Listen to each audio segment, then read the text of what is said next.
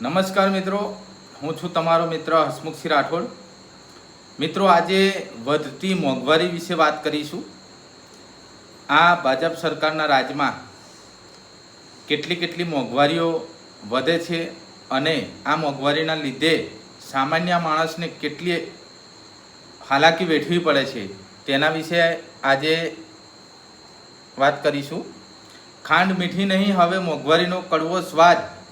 મારા ગુજરાતના ભાઈઓ બહેનો, આજે એક સામાન્ય પરિવારને પૂછો કે બજારમાં ખાંડનો ભાવ કેટલો છે।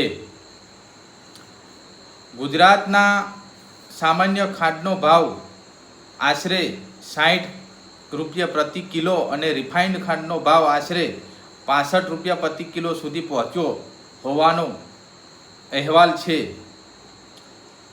આ માત્ર ખાંડનો ભાવ નથી વધ્યો,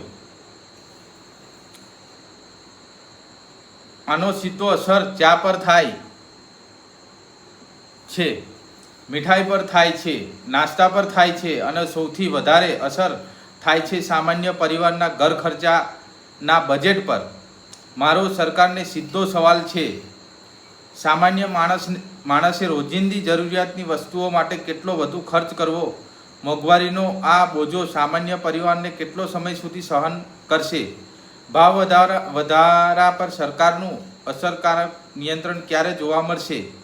સરકાર પાસે કારણો હોઈ શકે, પરંતુ જનતાના કારણ નહીં, રાહત જોઈએ છે।